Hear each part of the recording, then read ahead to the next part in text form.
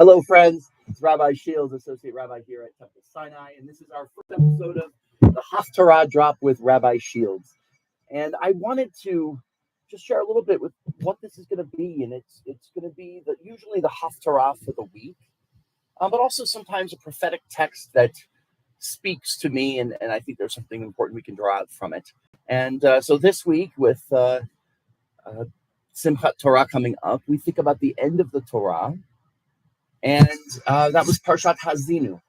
And so that was last week, but I wanted to share a little bit of something from the Haftarah for Hazinu, which is from 2 Samuel chapter 22.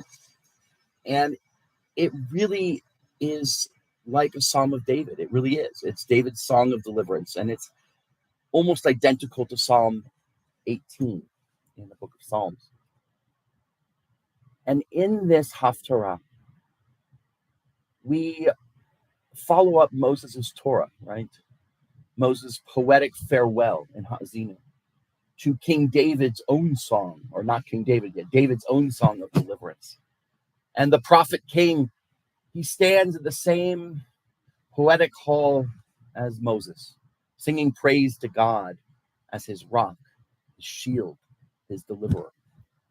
In 2 Samuel, David recounts moments of crisis, running from enemies, feeling surrounded, and then divine rescue. The earth trembled and quaked, the foundations of the heavens shook. Yet it ends not in cosmic horror, but with gratitude and affirmation. He is my stronghold, my fortress, and my deliverer. What I love about this is how King David's song doesn't deny hardship. It recognizes, it names it. He doesn't pretend that his life was a cakewalk. It wasn't. But the narrative that he does put out is that crisis happens. Life is messy. Yet even in the midst of the sacred messiness of life, we can sing. We can sing right in the middle of it. It reminds us that our faith doesn't demand that we don't have pain or we ignore pain. It doesn't demand no pain, no gain. Sometimes our Haftarah is our own testimony. Here's what almost broke me. And here's how I was redeemed. So a little spiritual nudge for the week. I hope you let your own life be a song of rescue. You don't have to hide your scars. They testify to where you've been and also where you were held, perhaps by others. And when you face your personal enemies, perhaps fear, betrayal, loneliness, fill in the blank, permit yourself a space to give praise even during the storm and not just afterwards. And maybe,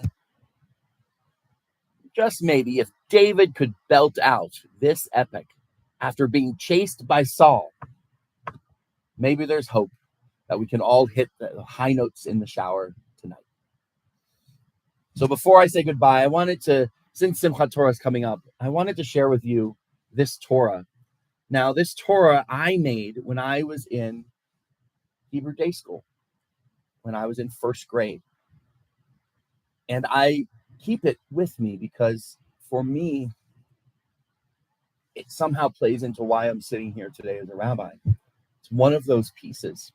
There was such joy in taking an old coffee can and wrapping it in foil, a piece of felt, and writing a dedication to Miss Berman and Gwen, the teaching assistant, making the breastplate.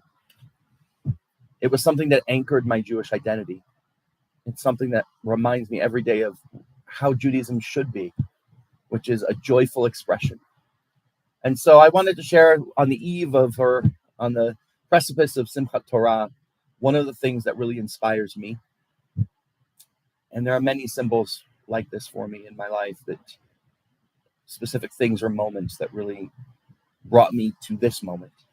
And so life is not easy, but certainly there was lots of song and lots of joy that really anchored Judaism for me in my life.